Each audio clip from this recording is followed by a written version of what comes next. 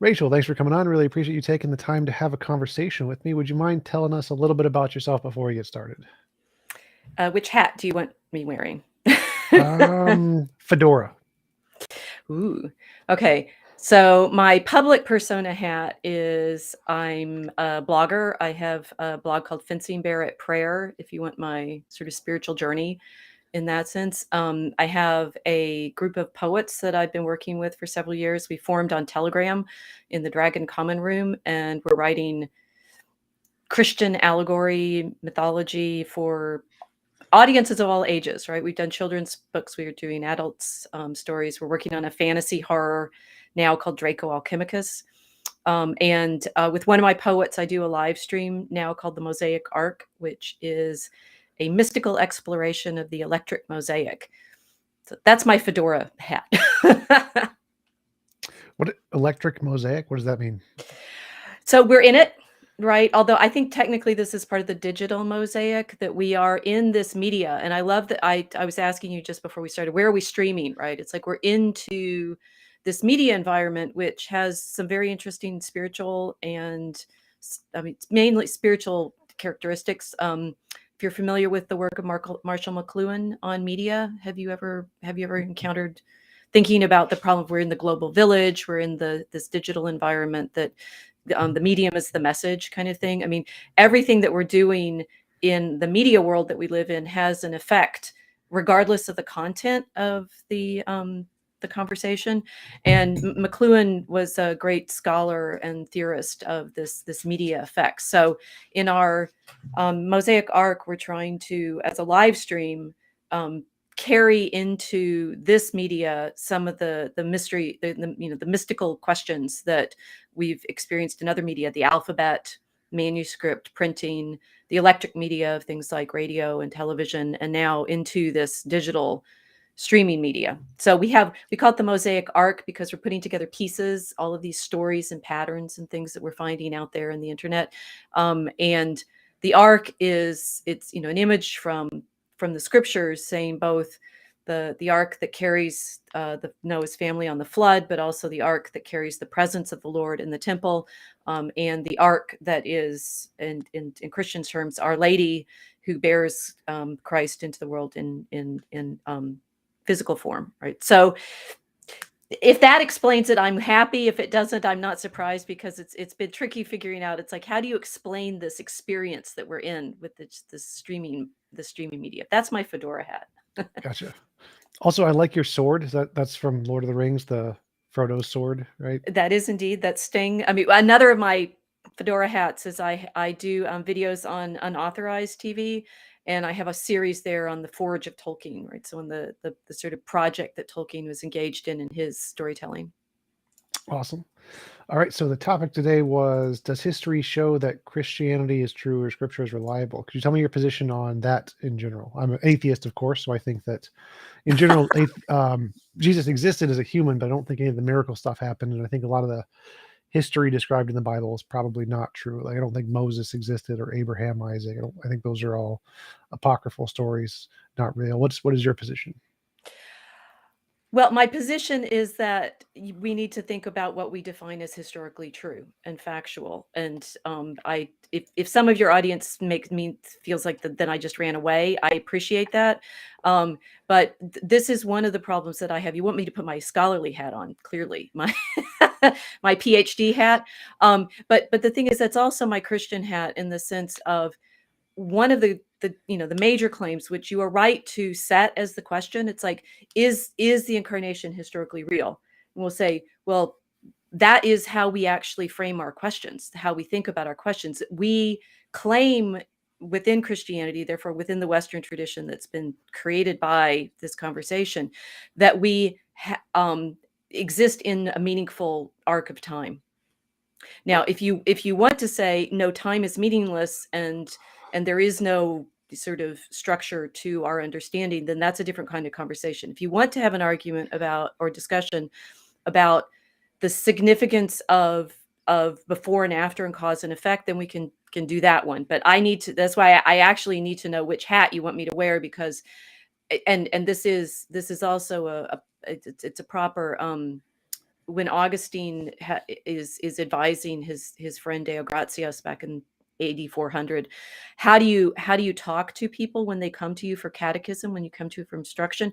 The first thing you have to know is where they're coming from, so that you know what frame of reference you're talking in. So I need to know more about what your frame of reference is before I can answer the questions that you're posing to me. Sure. So I think that I'm a moral realist, so I believe in objective morality, meaning, purpose, that kind of stuff. And I probably would say that the most significant time is always going to be the time that is the most technologically advanced, because that's when the most morally significant actions are probably taking place. So I'd probably say that we're in the most significant time in human history right now, until some kind of massive apocalypse happens, the zombie apocalypse or something. But um, definitely think that right now we're in the most significant form of humanity and have the most impact on moral decision making and what uh, shapes what conscious experience is going to be for most beings in the universe. Oh, I mean, that's when I'm talking about the stream right now and saying we're speaking into this electron this I mean, it's electric digital stream. Um, yes, absolutely. I mean, this is the moment in our incarnation that we need to be able to understand this. Now, but you add that takes us in a different direction from saying, do I think that, we need to talk about Jesus as historically real?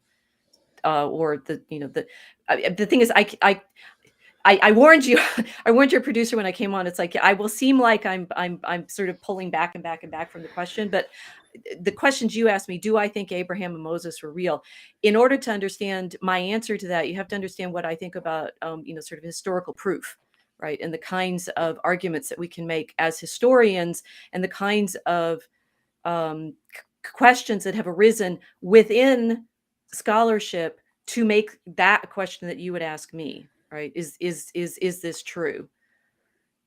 Is this making any sense yet? Oh yeah, sure. So I I'm would just being cautious because I don't want to launch into what I would say is my answer before I understand where your frame is starting from. Sure. So from Go my ahead. studies of history, I've read one of my favorite papers from a Christian, Mike Lacona, his on historians and miracle claims.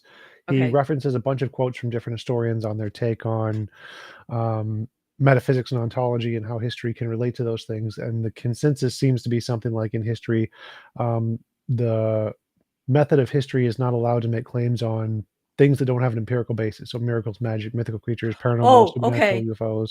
Okay. But you believe in those or you don't believe in those? I do not believe in those.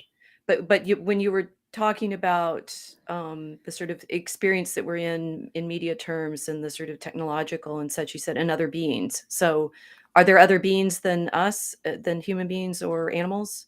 Well, beings, I just meant consciousnesses. So I don't think there's anything. I'm a materialist, so I don't think there is beyond our planet. Essentially, maybe aliens out there that we don't know of, but I think it's just physical stuff. Us animals, and Okay, it's materialist, but we do have something called consciousness, yes, which is an emergent property of our material experience. yep, that is my Okay. position. Okay. All right, go carry on with the historians. Yeah, so I think that historical testimony of the past is better explained by the psychological conditions we know about today. So delusion, hallucination, misconceptions, the tens of Okay. thousands of fallacies, biases, those kinds of things.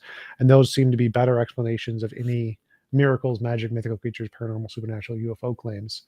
And so it would be unreliable to treat historical documents as accurate representations of those kinds of events.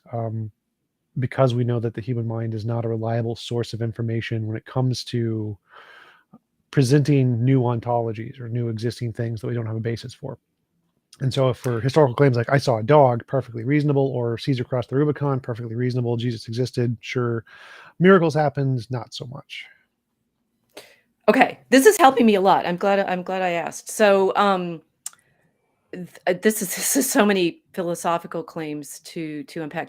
I okay. So let's play a game. I would think that we have better historical evidence for Jesus's resurrection than for Caesar's crossing the Rubicon. How so? So I did a post back in the Trump days called Fake News. And I said, my blog is Fencing Barrett Prayer. You can find some of these there. And I gave a little test because everybody was very upset about, how can we tell what's true in, and then you're bracketing. It's like, what kind of truth are we looking for? Are we truth in Trump's motivation? Are we looking, truth in, I mean, most of the time human beings are worried about what other people think, right? So we're in this mode of, can I trust so-and-so's actions, right? So the fake news is like, is it about whether events happened, or is it about motivations, or is it about, I mean, as you're pointing to things like, things that some people claim to have witnessed, but not everybody can see. That sort of, where are we going to go with what is fake? And the example I gave was, I pulled out 5 different stories, and I said, if you were reading these in a historical document, which of them would you believe was reliable, right, from the historians reporting? And one of them was, now there's several in the same sources that I was looking at, but just like, these dogs, these miraculous little dogs found in a rock, or these children that show up out of a ditch and are green. Or a fairy world where a man goes underground and comes back with a goblet that he finds. Okay, so maybe you might have a story like that, and then in another context you might have a story about political events that are happening in Italy between the emperor and the city republic governments in Milan, or something like that. There's a battle in Italy, but the source you have is written in England. Okay, so that's another one. There is a massacre, or something happens in the castle in York when a number of Jews they've taken refuge there from people who want to get after them for their money lending. Because the king is calling for a big new tax to go on crusade, and the Jews are in the castle, and they all kill themselves by way of an argument that one of their rabbis makes. Now, of those stories, which one would you say we as historians should accept as actually true? So there's these miraculous, these sort of apparently dog event, or the political story related from a distance, or this event in which everyone in the room kills himself. Well, I would start with assessing it from an a priori standpoint. So we'd start with what evidence do we have of things that exist, and if you add in something that we don't have that exists, that would be the first elimination. So whatever stories add in something that we have no evidence it exists, would be eliminated. So the fairies one, if we're going to believe that at face value, do fairies actually exist based on this story, we'd be like, nope, that one's out. Now we could take it as a psychological manipulation of some kind, or an interpretation, and say, oh no, he was just having one of those illusions, because there's actually a condition where you literally will see leprechauns, and that has a name. I don't remember what it's called though. And if you want to say he had this condition, so he actually experienced these things, that we can believe, but we would not be able to accept fairies actually exist based off this testimony. The second story about the political thing, even it's from a source that comes from thousands of miles away, so it would be less credible than a story of an eyewitness, but it's still more credible than the fairies. So because all the claims in the story are physically possible, have an empirical basis, it's going to be better than the fairies. But because it has a weak source from thousands of miles away, it's less plausible. And the third one, you didn't give me the source, and you said they committed suicide via arguments. Did you literally mean like he presented an argument and they all just died from the argument, kind of a thing? No, he persuades them to kill themselves. Okay, gotcha. I was like, it would be much more impressive if he just the death argument that just everyone hears and they just fall over. No, that he makes an argument about why, given the situation that they're in, that they need to commit murder, they commit mass suicide. So in that case, that one would probably be the most believable of the story, because it doesn't have as weak evidence. But if you know the history of the background, I'd still doubt it, because I don't know if a lot of Jews exist in that time period. But so I'd probably place that as from the order you presented them, would be from least to most. Okay. Now, our question as historians is, if we're going to evaluate these stories, we would have to look at who's reporting them, right? Which you were starting to do, saying just like this account would be less reliable because it's in, making these sorts of a priori claims, and this account maybe it's reportage from a distance. Could we believe that?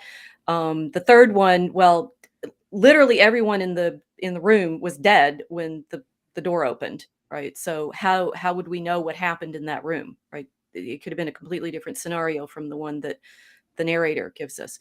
Yeah, What you would didn't tell me you the source on the third one, so I was just like going off. We heard the well, story. realizing I didn't tell you the source in any of them. Well, the first one you said you did. The second one you gave us a source was from York or something. You said you just you said Right, and well, the third story is set in York, and I said the second one was reported by someone writing in England yeah, around York. yeah, You should be aware that there's a trick in this. It's the same source. yep. All of those stories are in exactly the same chronicle. So they're all written by the same person.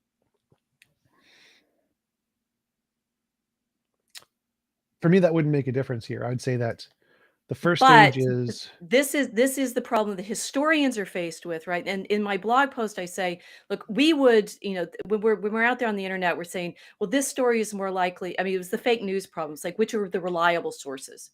mhm. And my point in this exercise was say, interestingly, all of those stories I collected, there were 5, and I always can't remember what the other 2 examples I gave were, but we are more likely to believe these political reports because probably these political events happen. We do have other sources that talk about them, so maybe they're corroborated. But interestingly, the ones that are about, the dogs in the rock or the what happened in York in the castle are local stories. Like the stories that our narrator is William Newborough. He's a historian, a chronicler who writes in the late 12th century in Northumbria. And he says, I got these local stories by, reliable report from people who saw them. We read these stories about what's going on with the imperial forces in northern Italy, and we say, well, that sounds like political history, so it's more reliable. The problem with what happens with the Jews at York is indeed they all died.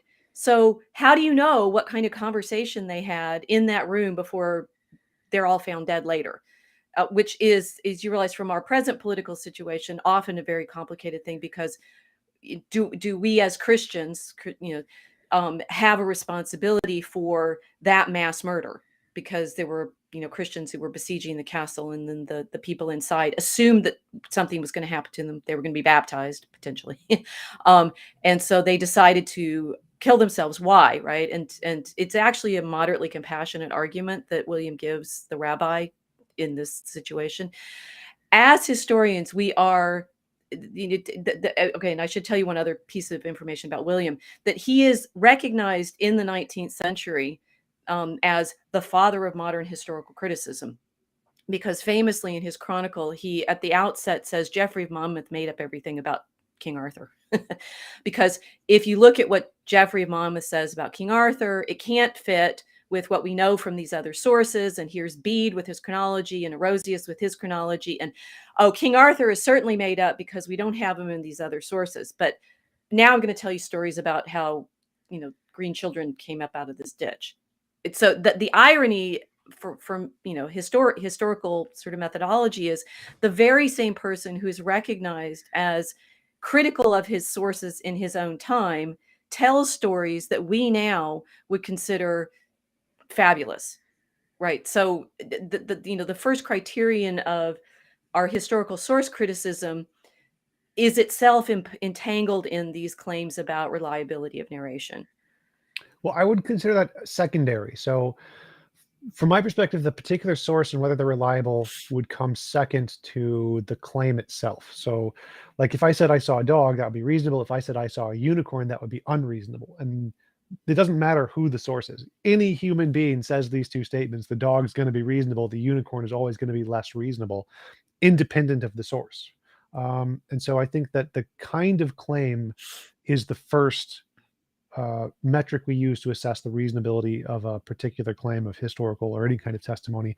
And then after that comes who the source is, are they reliable witnesses, are they rational, and then we start to assess what if the person is trustworthy. But that seems to be second to the claim itself. What is the claim itself rational? Um, Why do you believe in reason?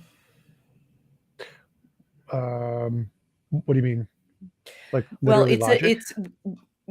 so literally logic, but rationality. I mean, you're Humean in most of your arguments here. That you're following David Hume's premise that miracles can't happen, and No. therefore, Mm, no. Okay, so miracles can happen. yes. Okay, so that's it. Okay, so that no, we continue finding the ground of what you're saying are a priori assumptions, but I mean, the assumption of rationality is an interesting one to start with because it's our squishy things that are in our heads creating that illusion of our ability to think in logical structures. Yeah. So two things there. Rationality. I believe rationality, logic, and math are languages we use to describe our experience. So I don't think they're transcendental in any sense. But in regards to Hume, I absolutely think miracles are possible. Like there's no logical Okay, contradiction. I'm a straight philosopher. If it's got no logical contradiction, it's possible. okay. But I'd say that if there's no evidence for them happening, and we do have evidence for some other thing happening, um, that could explain the data, the other thing is always going to be the default explanation of whatever phenomenon we're talking about. And so, because there's no evidence of unicorns, if someone said they saw a unicorn, it's always going to be more likely that they had a delusion because we have lots of evidence of delusions, no evidence of unicorns. And so, if there's some phenomenon of a person saw a unicorn, the better explanation is going to be delusion in every case because of the evidence we have, not because it's impossible. I think it's perfectly possible to see a unicorn. I just don't think, based on the evidence we have, them actually seeing a unicorn is the best explanation of the data set. So we don't. Oh, so is it we don't trust? Okay, so there's a number of layers there, right?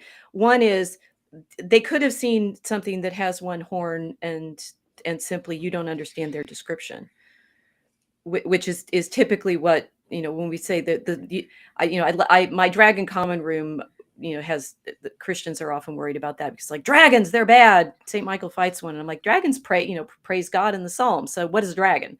It's a big snake. Wait, it's a monster. Wait, it's a so the claim about the reality of unicorns or dragons. One, they're in the scriptures, but two, Draco means snake. So yeah, they're giant snakes. I mean, there's pictures of some of the ones that come out of the Indian jungle. So did we see a dragon or did we say Draco? And then we're layering on different interpretations of that word. So unicorn is rhinoceros. It's a monoceros. It's they exist, right? So you could say maybe you don't understand the description, like with William and his little dogs in the rock. I mean, it's clear some dogs crawled in a rock and some in the quarry they broke them open and look, there's some dogs in a rock, and you can say they really found some dogs in a rock, and that's kind of startling. How did the dogs get there? The children that turned green probably were eating too much, green vegetables, and they were suffering from malnutrition. The man that goes under the mound and finds a goblet, he could have found a grave. There are plenty. I mean, there's like the Sutton Hoo grave that had the great jewelry and so forth. There are ways you can say, we misunderstood the description. So that's one option. Oh, so I totally agree there. I would say that Okay. there's a difference between, um, if someone posits a new ontology, like fairies actually exist, versus Right. saying that their explanation of fairies is actually some known natural phenomenon that already has evidence that they just misconstrued. Those two things are different levels of claim. So if you're going to take it at face value that fairies actually exist, that level of claim would be unreasonable to accept. Now, if you're going to say they had these experiences but misinterpreted them as fairies and really it was just these unknown phenomenon, I think that's reasonable. It's perfectly reasonable to do. Okay. Okay. But the first stage I would say is taking it at the face value. Is this new ontology actually an existing thing? Nope. That part I don't think can be justified by historical testimony. That part I think is outside of the bounds of what history can do. You can do the Well, second part. all You the can thing do is, the all historical testimony can do is relate. I mean, it's in language, it's written, it's you can say the problem of reliable versus unreliable narrator constantly, right? It's literature. History is a form of storytelling and literature. And so your primary frame has to be, do we believe each other as reliable narrators? One, do we trust in this medium as a conveyor of truth? either, speech, language, written things, the written thing is written at the time that we claim that it's pointing to. When you get to the Old Testament stories, which I do hope we can get to, you realize playing with those as historical documents, you have to go through layers and layers of argument, as we're doing with William Newborough. And William Newborough is one source written in a period that we know, the late 12th century, with other conversations that we can have with it. The problem with the Old Testament is it's kind of its own witness for the most part, although there is archaeology and for example, some carvings and things like that. We have a prism at the University of Chicago in the Oriental Institute that names a king that's in the story, right? So you can say, fine, we have external reference for that own source, but to the degree that you have a text that refers only to itself, you're in a problem already, right? If Abraham exists, if we have external references to someone who is named Abraham, I'm not sure we do with Abraham. We definitely do with David, right? King David. At what point do we say Moses existed or not? Oh, possibly when we find, an external archaeological reference that mentions him. Right, but I think that'd be the Right. secondary concern. I still think the first thing is this new ontology thing I'm talking about, saying fairies exist. If the claim in Okay. the story is that there is this extra magic, miracles, magic, mythical creatures, paranormal, supernatural, UFOs, the belief that that is an accurate statement that corresponds to reality, I don't think it can be justified by history. So I think all of those things are just, no matter what historical documents you find, those can't be justified. In order to justify those, you need some kind of modern empirical data that such a thing is possible before it's rational to believe that, regardless of the trustworthiness of the source. So the trustworthiness of the source is just a secondary concern that we would go into. Like, if it says Caesar crossed the Rubicon, then we know, well, okay, what sources do we have? Is there any archaeological data? We'd ask those kinds of questions. Right, but But we if he can't said, have archaeological data. We don't have any archaeological data on Caesar crossing the oh, Rubicon. right. But that's what I'm saying, is that that's And a second apparently, question. there's only, for Caesar's own account of what he did in the Gallic Wars, there's like only late manuscripts. There's manuscripts from, I don't know, the 10th century, let's say. Most of the classical manuscripts only come from the 9th, 10th, 11th century AD. So somebody in 9th century, 10th century Francia could have written it all and pretended to be writing Caesar's account.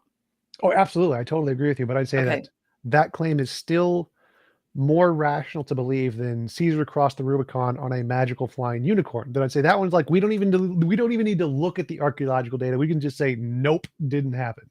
And so, but for the second claim, we should start looking for the archaeological data. We should start cross-referencing other sources. Right. The things that actually have a basis in physical reality are more reasonable to believe than miracles, magical, mythical creatures, et cetera, et cetera. So those kinds of claims are the first layer of what I would consider the historical methodology. We can eliminate uh, magical claims. Those claims just can't be supported by history. Just But looking you at the do believe, no, documents. but sorry, so now I'm confused. You do believe in miracles, but you don't believe in magic. I believe both are possible. I don't think either actually exist. So I think both can happen or could happen. I don't think there's any evidence for either one.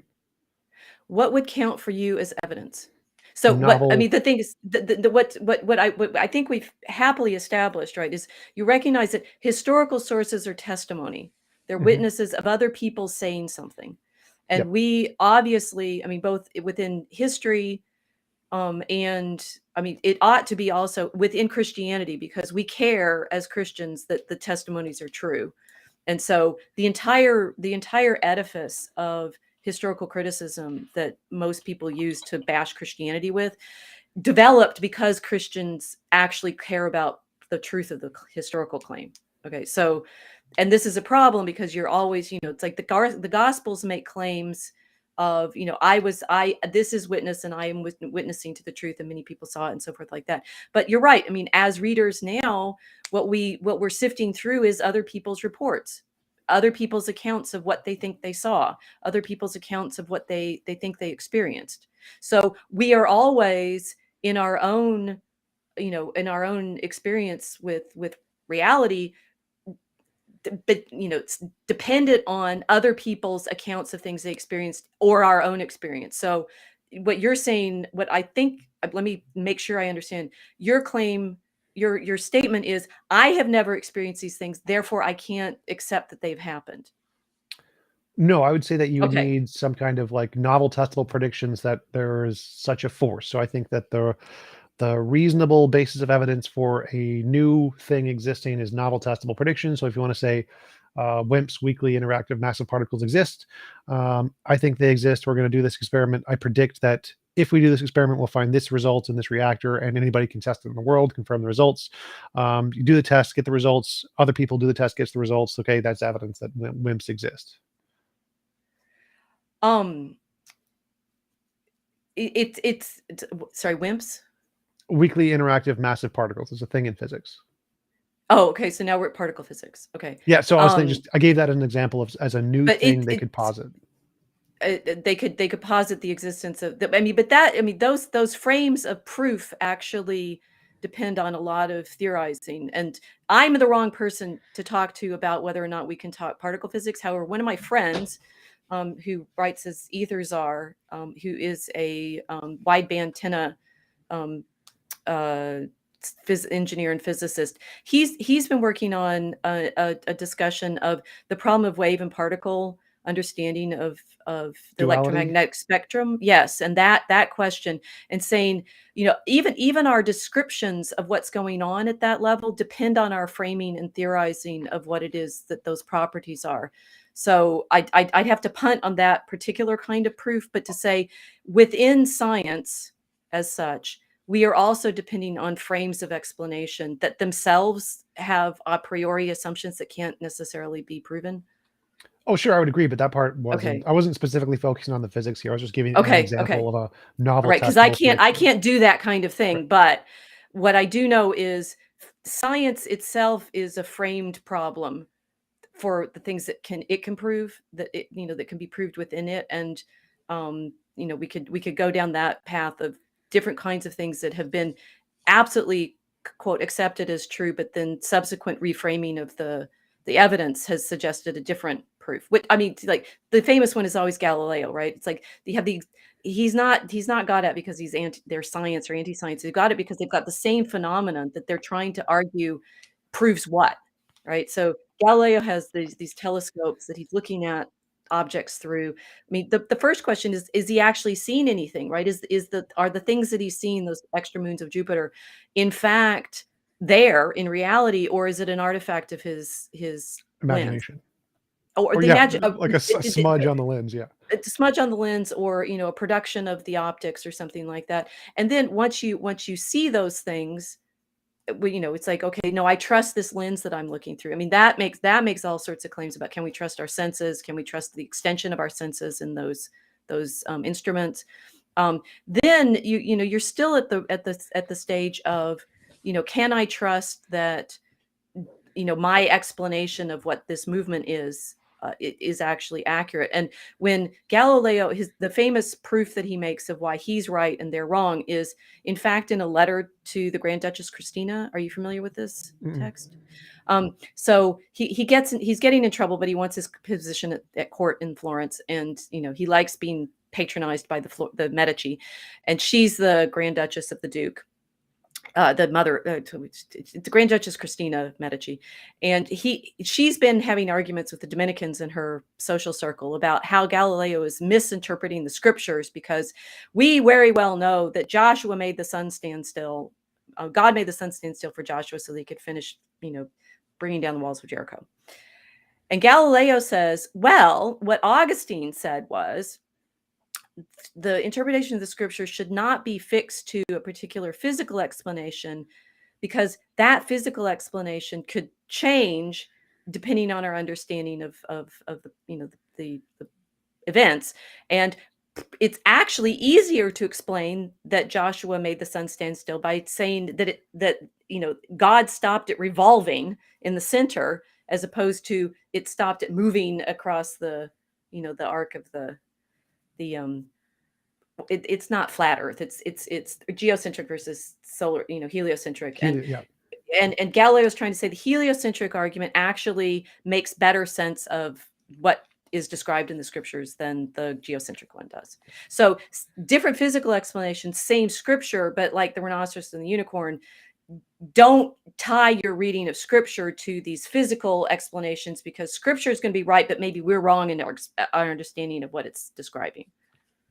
Right. So I would say that to count as evidence, you need to justify the belief of some new kind of thing. You would need to make a novel testable prediction, which would mean a prediction about something we don't know yet in the future that you can then discover in the future and be right. And if you're right first, even if more data can come along and correct you with a better model, that doesn't matter.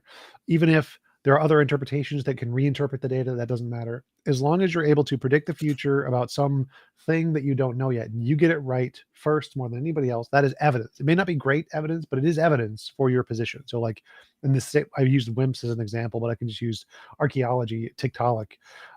People predicted that if evolution is true, we're going to find a transitional fossil between a fish and a lizard at this exact strata in this exact location. They looked and they found it. Like, there you go. That's evidence. Even if it's not other ways to interpret it, other ways that may reinvent the wheel or rediscover a new model later, this is still at least evidence. And so I need something parallel to that in the context of unicorns or miracles or magic in order to make those believable. And once they're believable in reality, today we can then infer that they actually occurred in historical accounts. So I'd say that, I mean, philosophically, then your position has to be agnosticism indefinitely, because these things take time to be proven. I mean, maybe your proof of angels will come in to 2300. And I mean, it hasn't happened yet. And so we just don't have proof yet. Right. So if there was no other evidence, then you would have to take the position of agnosticism. But we do have an abundance of another kind of evidence, which is illusion, delusion, misconception, fallacies, biases that show that these kinds of things do happen today, where people see angels, people see leprechauns, people see demons and talk to people who are dead and deceased. But we know that these are psychological conditions. We have this. So because we've discovered bereavement delusion, for example. Bereavement delusion is something that 30 to 60% of people experience, where they see, hear, touch, interact with dead loved ones. We know that this is a psychological condition. They're not actually speaking to dead loved ones. We've tested this in the lab. This is very well established. And so if we see an account in history of someone seeing a dead loved one, if we're comparing the possible explanations, the loved one actually came back from the dead or bereavement delusion, before we have evidence of one way or the other, we would be agnostic. But because we now have evidence of bereavement delusions as being a real thing, that explanation is going to be better, because it has an abundance of evidence that we know exists in reality, whereas the other one does not. So like if we saw a hoof print in the snow and you want to say a horse did it, that's always going to be better than a unicorn, because we have lots of evidence of horses. So the same thing would apply to history. If we have evidence of a particular illusion, delusion, misconception that can explain the data, that's going to be a better explanation than to say that the miracles or angels actually exist, because we don't have any evidence of those yet. We're talking pretty magically right now. What do you mean? Well, so the interesting thing about angels is they're considered messengers, right? And so let's go to the Old Testament. You mentioned Abraham and Moses. It's like the most amazing things that are described are the temple visions that Isaiah and Ezekiel give us, right? So the Isaiah says, "I saw in the temple the seraphim singing holy, holy, holy around the throne." And Ezekiel says he saw the cherubim carrying the chariot with the flashing eye wing, wheels with eyes and things like that, right? So these visions of realities outside of the earthly, that they say they're in heaven, right?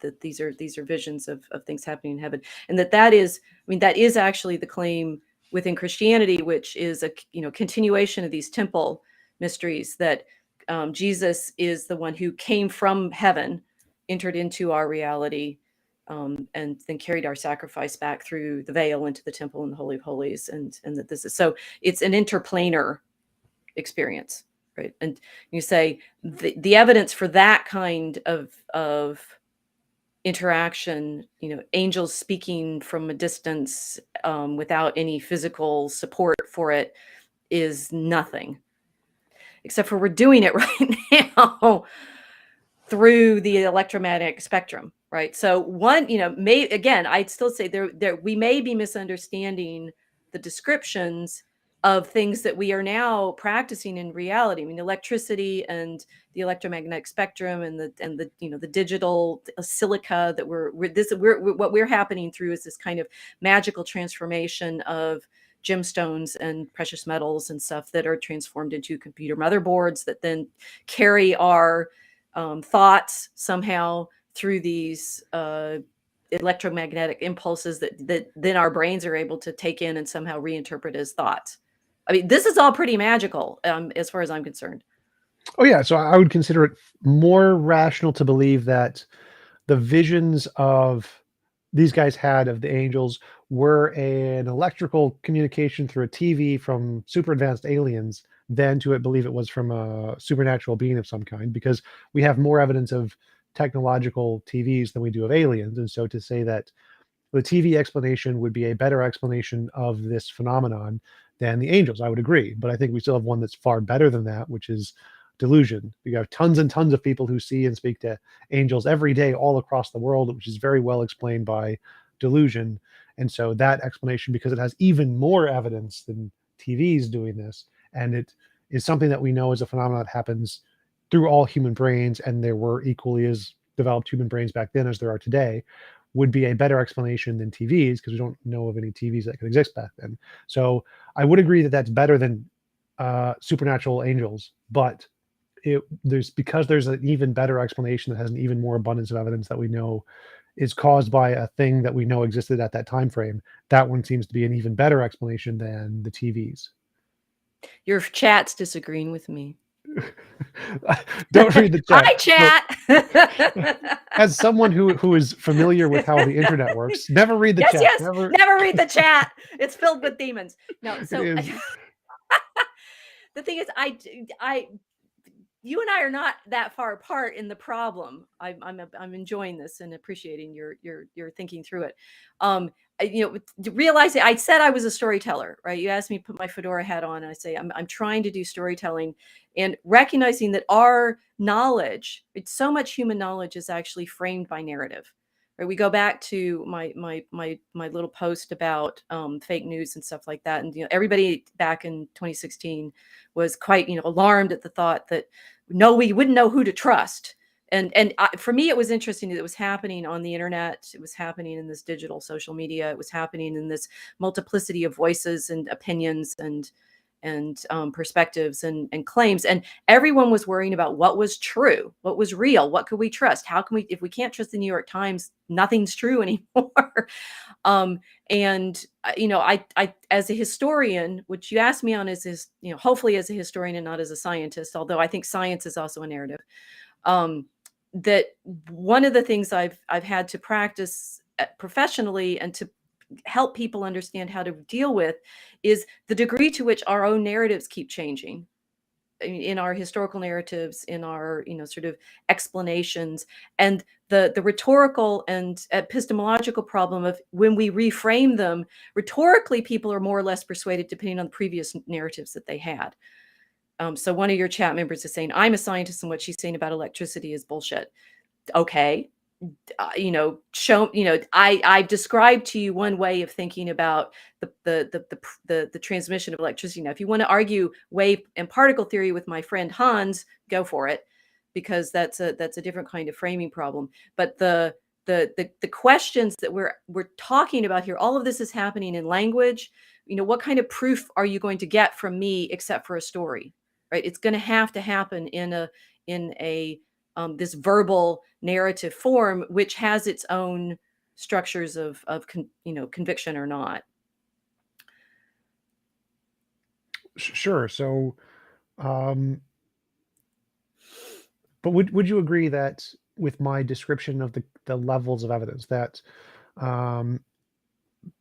essentially there was an advanced television that was conveying these informations to the people who saw the visions would be better than angels, but delusion, which we have evidence of today, which is caused by parts of the brain, and we have pretty good evidence that their human brains were pretty much the same as our human brains, that would be even better than the electrical television conveying these informations. Would you agree with that hierarchy of hypotheses in reasonability? No, but it's partly saying, so I don't trust other people's reports. is the psychology question that you're saying. It's like these are delusions because they've had them and I haven't. Well, I'd say that we have tons of scientific data that there are delusions that produce essentially synonymous accounts from people. And the brains, based on our evidence of evolution, haven't really changed much in the past 2 to 3,000 years. And so if these brains today have this problem and those brains are about the same, they also have the same problem. We have Oh, lots of evidence of this. well, okay, so layers there, right? One, yes, I do believe that their brains were like ours. Two, then you have a problem with evolution. Because that means that evolution doesn't work. Hi, chat. Because it means that we've never seen an actual species change in observable time of humanity. And if you want to argue that question, you got to talk to my friend Vox. And he has the mathematical problem with the theory of evolution by natural selection, that we don't have enough generations to deal with. So yes, I do agree that their brains were like ours. I think that the sort of psychology claim, and I actually I have moderate, like mild level academic level training of psychology, because I did graduate level courses in it some years ago as a prep for a project that I was working on prayer. And I recognize psychology itself as a field is bound by its own historicity. It's an invention of the late 19th century. And so the framing of their claims about reality and normativity and things, the back in the past, yes, your chat's worrying about whether Jesus's resurrection was, provable by it. We do believe that happened once. We recognize, and so are there unique events that could never be repeated and that we're not going to see otherwise? Right. Psychology depends on a claim of normality. So you're saying all of these people are like me, but these occasional oddities are proof that didn't happen. It's saying that there can never be excellence or, the opposite end, absolute. There's no bell curve, is what you're saying. The only the middle of the bell curve actually is truth. I'd say rational. So I'd say it'd only be rational to believe that the middle of the bell curve would be what we should accept as the cause of this phenomenon until Okay. the amount of the edges of the bell curve go up. So if it's like 99.99999 something percent of this phenomenon is caused by X, and 0.000000 something 1% is caused by Y, and we see X, the rational conclusion is it was caused by the thing that did it 99% of the time. That's always going to be the rational conclusion. Okay, I no. The thing is, if that's your frame, then I invite you to test it. I'll say two things that I think about that. One, all of that happens. All of our statistical studying and our normalizing and deciding which one's in the proper place of the bell curve happens within the same existence. Right? So if my claim, this is all a creature, is true, then all of your evidence still happens within that reality. And so it's like fish in water. Can you test the water? Can you actually understand the water that you're in? The saying the claim of revelation is that we've had ruptures from, even heaven is part of creation too, because God created heaven and the earth. That the problem being that Yeah, can you just to clarify, I'm actually not quite understood, because I think everything that exists in the same reality. So I don't quite right? follow. So can you disprove that it's a creature? No, you And can't prove a negative. exactly. So that one's a problem. You're saying that the bell curve Wait, makes why no is that a sense, problem? because you're still trying to within. It's like you're bootstrapping yourself. Your rationality is trying to bootstrap itself with, but it itself is a creature. I'm not sure I follow. So like, because we can't prove a negative, there's infinitely many hypotheses that can explain all data, any data point.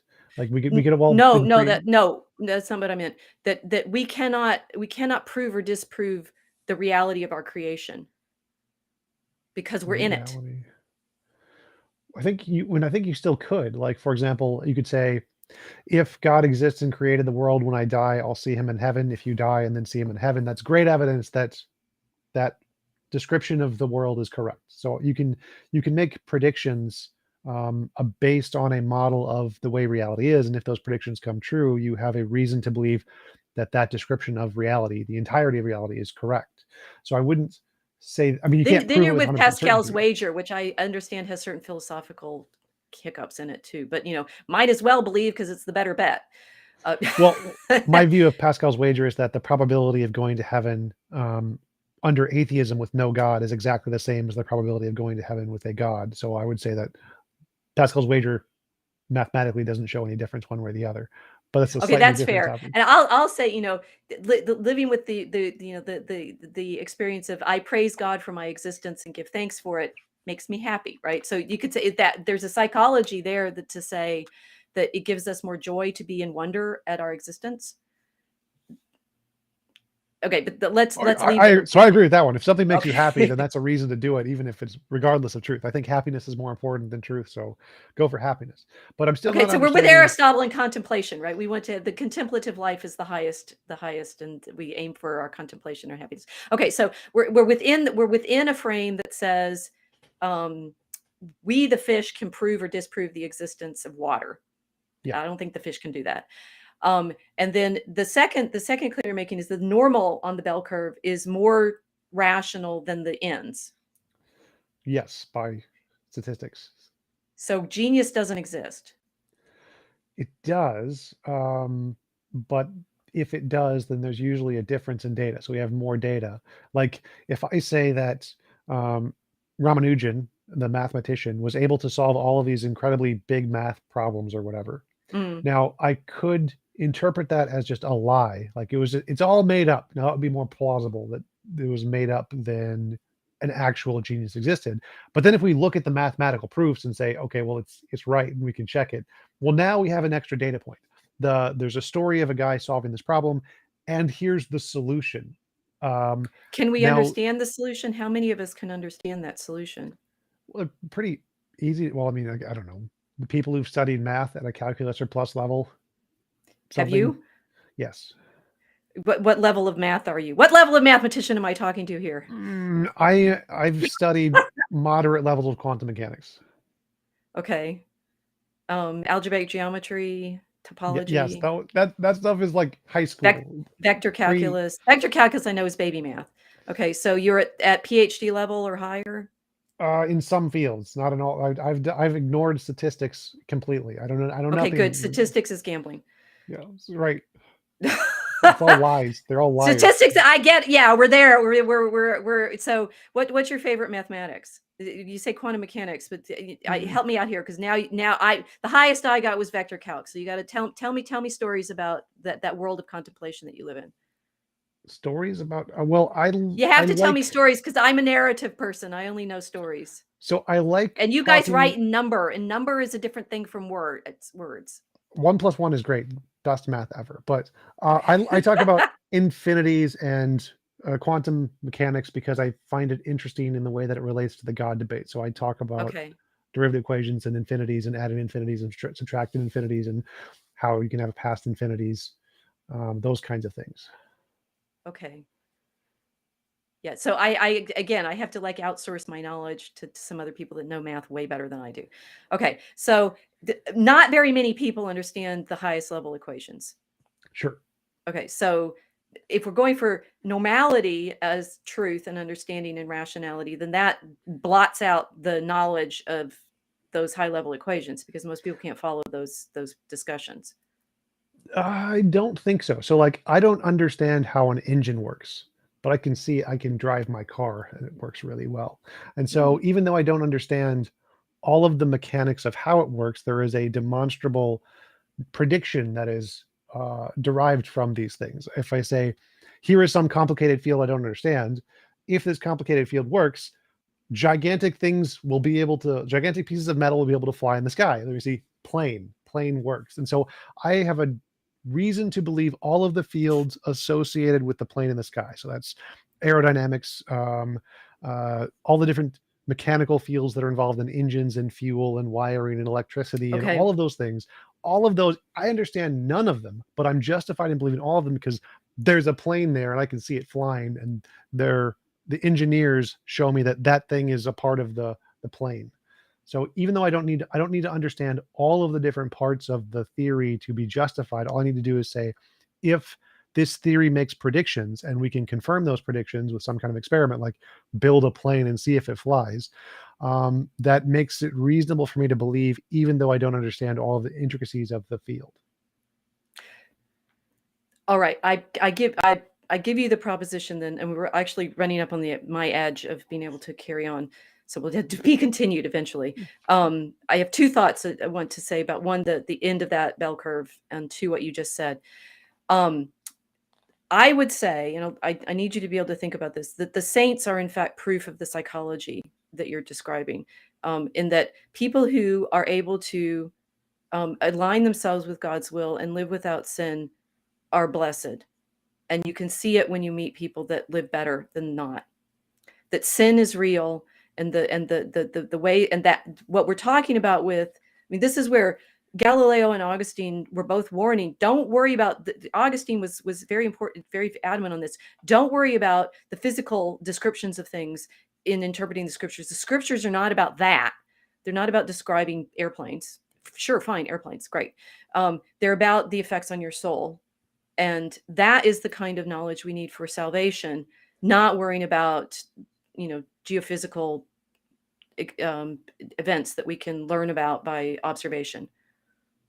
So I would agree. I would count that as a novel testable prediction. So if adopting a particular ideology would make you a better person, and we could test this and then have X number of people adopt this ideology and it makes them disproportionately happier than other ideologies, that would count as evidence in some sense. So I would count that as evidence. Okay, that's But fair. the studies have been done, and mostly it's Oh, mostly subjective and cultural. you mostly find people are sinners.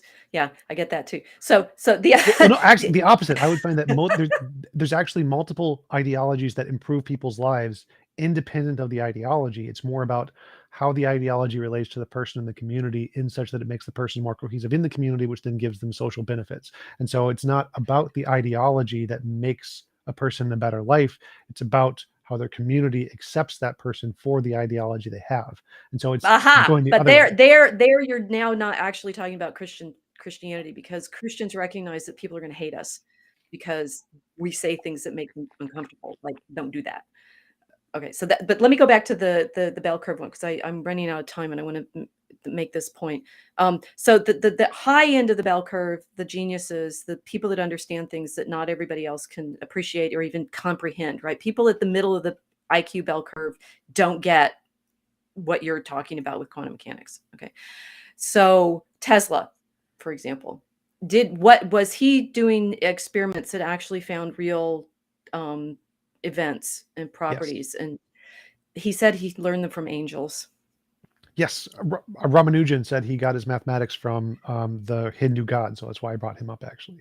So this seems to me an intriguing suggestion that maybe there are some things that can communicate with us. They're literally messengers, right? Communication. I like that we brought this back around to communication, media, right?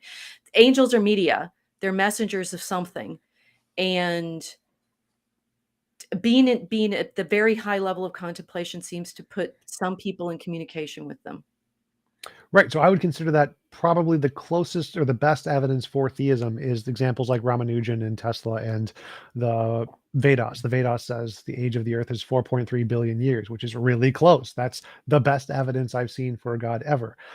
But it seems more likely that those happen by random chance and through psychological factors that we have lots of evidence of that can cause these sensations, in addition to something like autism, which we know can solve similar problems or greater problems than Tesla did without the need of a communication of an angel. And so because the same kinds of mathematical genius can be achieved without any communication with angels, and there's this psychological phenomenon that gives us the sensation that we're talking to angels, the fact that those two things can be combined and they have significantly more evidence than angels do gives us a, like, kind of like my delusion example is better than angels for the same reason in the historical evidence hierarchy. We're just going to have to say, yes, we disagree. Feckinall, hi there, I'm nuts. Yes, because when you're speaking with the knowledge of spiritual realities, the world thinks you're crazy. And so, and again, I mean, it's interesting. It's like over and over and over again, we end up with these situations where someone like Ramanujan or someone like Tesla, they will sound nuts to the rest of us. What do they have in contact with? You can say, all right, it's into the bell curve, within our own explanatory framework, or it seems to me that you are interested yourself in pushing the edges of that explanatory framework, which is why you keep having these conversations. So we carry on. I mean, we're sort of in contemplation and study. That seems to me a happy place to be. Absolutely. We are getting to your point. You said you need to go right about now. Do you want to give Yeah. any links or references where people can find more about your work? So if you went with my fedora hat on with my poetry work, look for dragoncommonroom.com. For my professional scholarly person, my homepage, but you can go to dragoncommonroom.com and everything is linked there. And the live stream that I do, the Mosaic Arc, we were talking about magic this week. So maybe some of your audience will be curious. Awesome. Thanks again for coming on. Really appreciate it. It was a great conversation, and I hope you have a wonderful rest of your day. Thank you, Tom.